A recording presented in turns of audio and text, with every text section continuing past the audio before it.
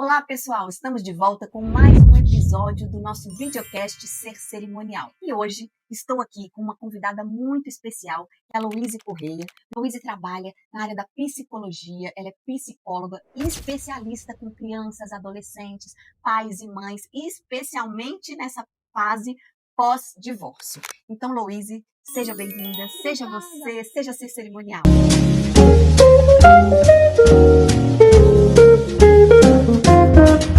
Obrigada, Milena, eu estou muito feliz de participar. Eu já acompanho o Ser Cerimonial há muito tempo, então é uma honra estar participando aqui com você. Muito obrigada pelo convite. Luiz, então conta pra gente, como é que começou a sua trajetória na psicologia? Eu costumo dizer que eu não escolhi a psicologia me escolheu, principalmente esse nicho que eu trabalho, né? Eu sempre gostei muito de desenvolvimento humano, desde muito pequena, sempre fui muito curiosa para entender o porquê das emoções. Por que a pessoa fica com raiva, por que a pessoa está triste? Eu sempre pesquisei isso muito a fundo. E eu rodei, né? A Milena sabe, assim, eu já fui para várias áreas e aí eu falei, cara, psicologia é o que faz parte de mim. E aí, quando eu comecei a trabalhar com a clínica, muitas pessoas falavam, poxa, mas você trabalha tão bem com essa parte da separação, você viveu, né, um divórcio. Algo que você viveu. Sim. Então, assim, é aquilo de lugar de fala. Eu vivi um divórcio que foi muito leve, obviamente, teve sofrimento para mim, para ele, para as minhas filhas, mas foi leve, não tinha briga, não tinha aquela disputa, sabe, que normalmente os ex-casais costumam ter. E aí eu meio que fui sendo jogada para esse universo da separação e eu abracei. Eu falei, se o universo tá mandando é porque eu acho que eu tenho que fazer alguma coisa aqui. E aí tudo fluiu. E o mais bacana é que a gente percebe quando a gente está no local certo, parece que o universo ele abre as portas. As coisas vão acontecendo, né? Vão acontecendo. Eu nunca imaginei que esse movimento fosse acontecer tão rápido, sabe? Porque eu me imaginava trabalhando com mulheres. Sim. Quando eu entrei na psicologia, eu falei, eu quero trabalhar com mulher, e o meu foco era esse. Aí daqui a pouco eu já estava pensando nas crianças que estavam passando por uma separação e como é que elas lidavam com isso, com esses pais, né, no meio desse divórcio. E aí daqui a pouco mulheres estavam me procurando. Eu me separei e o seu conteúdo, eu me identifico muito com ele, eu quero fazer terapia com você. Homens também me procurando. Eu nunca imaginei atender homem. E tô aí, eu falei, por isso que eu falo que esse nicho me escolheu. E hoje nós escolhemos conversar sobre um assunto de extrema relevância, que é a culpa, a eterna culpa que nós mulheres sentimos em relação à criação dos nossos filhos. Especialmente, Luísa, nós mulheres que temos uma carreira, que trabalhamos muito fora de casa, não que as mulheres que estão em casa também não trabalhem, né? Para nós mulheres, como é que a gente consegue conciliar essa nossa vida profissional com a vida materna? Luísa, então por que existe essa eterna sensação de que nós nunca somos suficientes? De onde que vem essa culpa materna? A nossa régua tá muito alta, né? Eu acho que a gente já nasce... Primeiro que nasce uma mãe, automaticamente nasce uma culpa. A gente carrega isso, é impossível. Você nasce... Primeira coisa, amamentou no peito, tá certo, vai pra mamadeira, tá errado. Parto normal ou cesárea, tá certo, tá errado. É menos mãe, é mais mãe. Então a gente já nasce ali, bebezinho de um dia, você já carrega uma culpa do será que o meu parto foi o melhor? Então já vem disso. Daqui a pouco vem amamentação exclusiva ou não. Aí você fica. E cada vez que a sociedade coloca uma coisinha a mais na nossa cabeça, ao invés de a gente olhar para aquilo, entrar pro ouvido e sair pelo outro, a gente já coloca como culpa. Putz, eu não amamentei 6 meses, então eu não sou uma boa mãe. Aí começa. Aí daqui a pouco seu filho tá com 1 ano e você continua pensando, mas eu não amamentei o meu filho no peito. E aí? Então eu sou menos mãe por isso? Claro que não. Só que a gente já nasce com isso muito enraizado dentro da gente, né? De que a gente precisa ser perfeita, que a gente precisa dar conta de tudo, que a gente precisa cuidar do marido, da casa, dos filhos, do trabalho, e a gente precisa ser guerreira. Gente, ser guerreira é horrível. Ser guerreira significa que você tá colocando a sua saúde mental no lixo. É puxado. Porque muitas vezes a gente se coloca nessa posição e vibra com isso, né? Porque eu sou uma mulher guerreira e vou pra vida e consigo fazer, mas a gente não tá olhando para as nossas questões. A que custo, né? A gente tá sendo guerreira. E que a gente vai passando por cima. Então, você como psicóloga, como é que você poderia nos ajudar para que a gente conseguisse melhorar essa visão de nós mesmos? A primeira coisa, gente, é terapia. E a primeira coisa que eu pego nas mulheres que me procuram é quem é você. Porque ainda mais depois de uma separação, né, que é o meu nicho mais forte, a gente perde a nossa referência de quem é a gente. Eu lembro quando eu me separei e as minhas filhas viajaram pela primeira vez e eu fiquei sozinha. Eu falei, uou, eu não sei o que eu faço. O que eu vou fazer? Eu não sei o que eu gosto de assistir, eu não sei o que eu gosto de fazer, eu não sei quem eu sou. Então, a primeira coisa pra gente conseguir sair dessa culpa e conseguir, né, ser uma mulher tranquila e sem esse peso do guerreira, é quem sou eu, sabe? O que eu dou conta de fazer? Até onde vai o meu limite? Porque é outra coisa, a gente tá testando o nosso limite e chega num ponto em que a gente testa até sangrar. E aí cada vez quer mais. E aí, até onde eu consigo ir, sabe? Eu acho que o processo de terapia ajuda muito nesse lugar da culpa, a gente se conhecer mesmo, entender. Eu consigo ir até aqui. A partir daqui não tá demais. E até esse demais, esse excesso, a gente não consegue se doar totalmente para Não dá. aquele momento em que você está ali com seus filhos. Quando a É o gente está demais. sobrecarregado, a gente não consegue Exatamente. exercer nada muito bem, nem profissionalmente, nem na maternidade, nem no relacionamento. Mas a gente precisa ter um momento ali nosso, sabe, de sozinha e de algo que a gente goste de fazer pra gente, porque quando a gente tá bem com a gente, automaticamente o resto flui também. Sim. Então, como você disse, primeiro vem o autoconhecimento, né? A gente conseguir entender o que a gente pode, o que a gente consegue, o que a gente não consegue. E depois, quais dicas que você pode nos dar, porque eu percebo muito assim também. Quando a gente está com os filhos, mas eu tinha que estar fazendo isso, eu tinha que estar fazendo aquilo. quando a gente está lá no trabalho, Meu Deus, meu filho está lá em casa, como é que será que tá? e aí como é que a gente trabalha essa situação? Estando no presente, né? Eu acho que o problema da humanidade hoje é estar aqui agora gravando esse podcast pensando no atendimento 24 horas da tarde. Então, eu acho que como não pensar no trabalho estando com os filhos, estando presente com os filhos. E não precisa, gente, às vezes as pessoas confundem. E elas acham que o ser uma mãe excelente é estar 24 horas disponível para esse filho. E não é. Às vezes a criança precisa ali de 30 minutos de tempo de qualidade, sabe? Sentar no chão, brincar e pronto. Depois você vai fazer suas coisas. Mesma coisa no trabalho. Não adianta você estar aqui pensando e focada no seu trabalho e a cabeça lá, meu filho tá isso, meu filho tá aquilo. É difícil, mas é o tentar estar presente. E aí tem várias técnicas, né?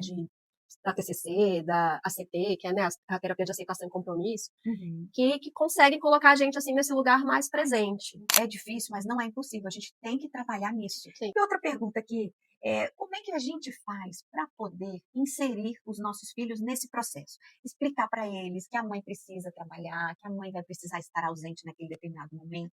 Como é que funciona isso? Em cada idade a conversa é de uma forma. O que você sugere? Falando a verdade, né? Eu tenho muitas pacientes que falam assim, mas se eu falar a verdade ele vai ficar triste. Gente, primeira coisa, a verdade, por mais que machuque ali em algum momento, é a verdade. Então você automaticamente já está ensinando seu filho a falar a verdade. A partir do momento que você inventa demais e cria teorias, não, tá errado. Então, quer que o seu filho saiba que você tem uma viagem a trabalho. Vira e fala, olha, eu tenho uma viagem a trabalho, eu vou ficar 5 dias fora. Para criança pequenininha, o que é muito legal? Calendário. Pega um calendário e faz a criança pintar, a criança que ainda não sabe escrever. Ela tem uma noção. Ela tem uma noção do tempo, porque a criança não tem essa noção do tempo, né? Então a mãe fala, eu vou viajar, vou ficar 5 dias fora. Eu sei o que são 5 dias fora. Mas uma criança de 2, 3 anos, ela não tem noção. A proporção é totalmente diferente. Exatamente. Então pega um calendário de desenho, ou cria um calendário numa cartolina, numa folha, e risca, a mamãe vai ficar fora 5 dias. O dia 1 tá riscado. Faltam 4 dias e vai riscando, liga para essa criança, mas só tem 2 anos, mas vai entender, sabe? E vai riscando. A gente subestima demais a inteligência das crianças. Quanto mais sincero, quanto mais honesto, quanto mais você trabalhar com a verdade com seu filho, mais ele fica tranquilo, mais ele entende. E outra coisa, ele passa a ver que a mãe não é só mãe, que a mãe também tem outras coisas importantes e outras prioridades. Isso, inclusive, vai formando esse ser humaninho ali. Verdade. Que tá te olhando. O filho não aprende só com a escrita. Não, o filho aprende observando. Então ele vai crescendo, admirando essa mulher que, poxa, ela cuida de mim, mas ela também tá trabalhando. Sim. Ela cuida de mim, mas ela também cuida dela. Então você ainda tá dando uma aula de como se tornar um grande adulto pro seu filho. A criança, no início, ela é um ser conjunto com a mãe, ela não tem noção. Não tem noção que são duas pessoas, né? E aos poucos, com esse momento da separatividade, ela vai entendendo também. E vai formando a personalidade, né? De que ela é um ser humano, a mãe é outro ser humano. Isso é muito importante para a formação. A gente cria os filhos pra vida, né? Então a gente precisa soltar. Exatamente. É difícil, e eu sinto muito isso com os meus pacientes, ainda mais, né, de famílias que se separaram, uma culpa muito grande, né? Da separação. Com o filho, na verdade. Então, assim, eu me separei, eu não tenho mais a semana inteira com meu filho, eu divido o tempo. Sim. Então, o que eu vejo acontecer muito? Os pais ficam muito culpados por não estarem presentes ali 24 horas com esses filhos, e eles tentam compensar. Eles tentam compensar dando muito presente, sendo muito permissivo, e aí essa criança vai crescendo numa bolha que não existe, que não é saudável. Então, assim, é até importante para essa criança entender que ela é uma pessoa, a mãe é outra pessoa, né? E é normal e natural que essa mãe queira fazer coisas além do ser mãe. Eu falo isso muito com as minhas filhas. A minha filha mais velha já tá na fase de querer dormir na casa das amigas. E ela vai, aí quando eu falo que eu vou sair, ela vai, falei, mas não. Quando você quer ir para casa das suas amigas, você vai e eu super incentivo que você vá. Agora é a minha vez de ir. E aí no início era uma confusão, hoje ela já fala assim, vai e se divirta. Então assim, é um processo, mas ela aprendeu. Ela entendeu que o fato de eu não estar perto não significa que eu não amo. E foi interessante você trazer esse assunto da questão de falar a verdade. Como é que a gente fala essa verdade para o filho, para os filhos, quando você entra num processo de decisão de um divórcio?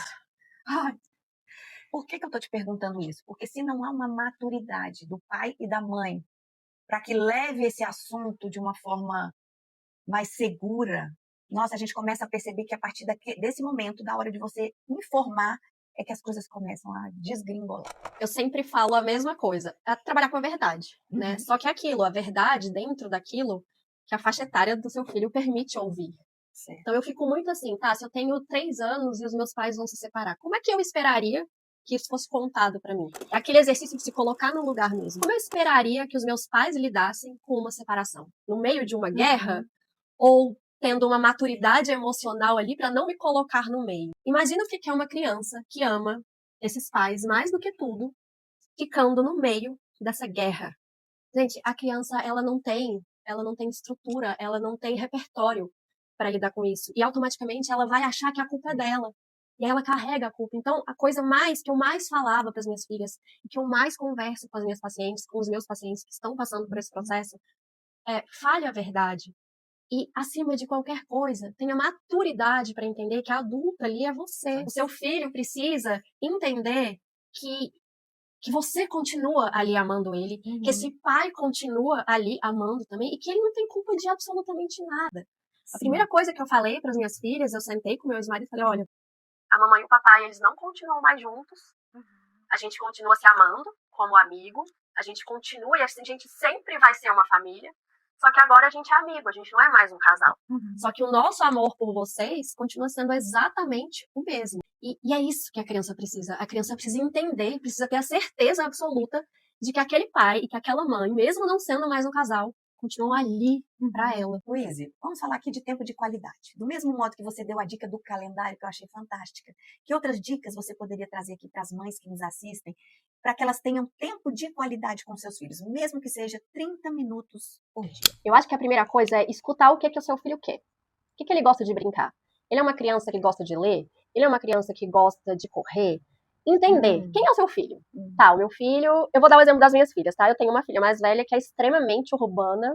E eu sei que um bom tempo de qualidade com ela é ir pro shopping, é ir pro cinema, é fazer esse tipo de coisa. Hoje ela tem 11 anos, tá? Então eu tô trabalhando com essa faixa etária. Já a minha filha de 9 anos, ela é total da natureza. Então eu preciso ir pra um parque com ela. Ela chega na natureza e fala, ai, olha esse cheiro. E isso a mais velha assim, ai, que saco, ninguém merece a natureza. Mas é entender, gente, da mesma forma que a gente precisa ter um processo de autoconhecimento, você entender quem é o seu filho. Porque às vezes na correria do dia a gente não consegue nem saber quem é nosso filho. Então, quem é o seu filho? O que seu filho gosta de fazer? Ah, minha filha gosta de brincar de Barbie. Senta com ela, brinca de Barbie. Mas escuta, o que ela gosta? Porque não adianta eu propor, vamos jogar um jogo de tabuleiro? E minha filha não gostar.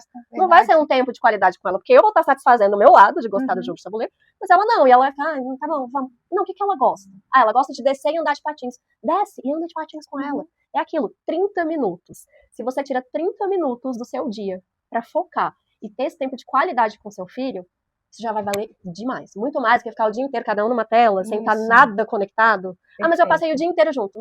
Não. Acho que a gente está muito conectado aqui, porque eu ia fazer justamente a pergunta, excesso de tela. Vamos falar sobre isso, porque para a criação dos filhos, muitas vezes a pessoa, o pai, a mãe, coloca lá na frente da televisão, entrega um celular para delegar a criação do seu filho, porque aí não dá trabalho, né? Então vamos conversar, porque esse assunto aqui é muito...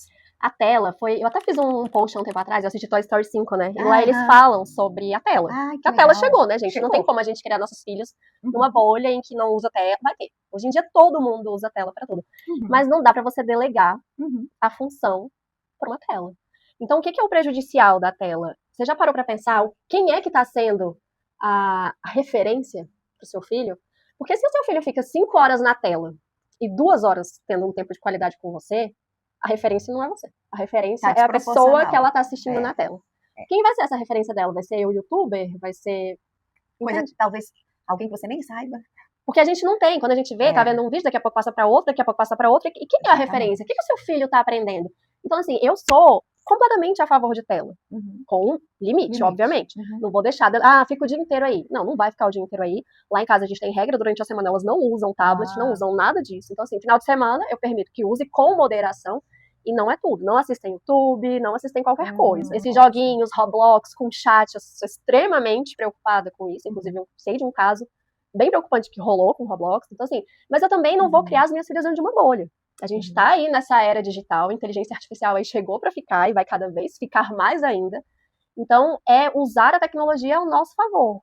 Poxa, beleza, eu preciso aqui que fique na tela um pouco. Então vamos baixar algum joguinho educativo? Ótimo. Vamos botar para assistir um filme aqui na tela, que seja um filme que vai ensinar alguma coisa, do que simplesmente entregar e falar, fica aí. E a gente tem que ter um olhar para o nosso filho, perceber os comportamentos, perceber como ele está, e assim, conseguindo observar isso, você consegue ver se tem alguma coisa acontecendo. Consegue. Né? A gente precisa ter esse olhar. E eles precisam a tela não vai suprir. Não. Esse toque, sabe? Esse cuidado. Até a gente está sentindo falta. Né, de contato mais presencial, Sim. De eventos presenciais, cursos presenciais. Então, quantas vezes a gente sai e encontra, sei lá, um grupo de amigos, você olha, tá todo mundo no celular, fala, gente, pelo amor de Deus, fica aqui. Luíse, e agora vamos falar de um tema bastante, que a gente sabe que é difícil, mas que acontece muito, que são as famílias reconstituídas. Então, por exemplo, eu já tenho filhos, o meu companheiro também, nós resolvemos casar. Como é que a gente faz para lidar com essa nova família?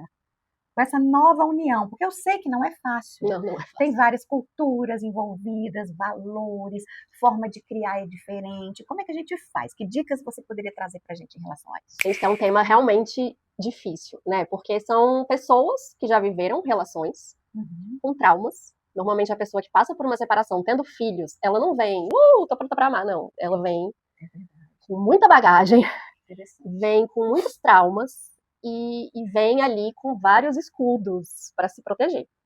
Então, a primeira coisa, ainda mais quando tem filhos no meio, né, que você vai virar madrasta, vai virar padrasto, é paciência. Não adianta a gente querer que essa criança ame loucamente essa madrasta ou esse padrasto, porque, peraí, quem já ama loucamente é você.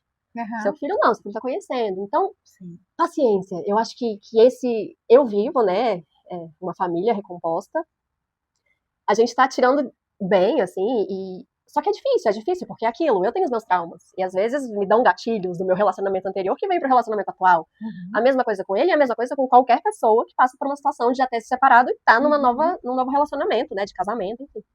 Mas é aquilo, é paciência, é diálogo, é respeitar o tempo dessa criança pra aprender a gostar desse novo parceiro.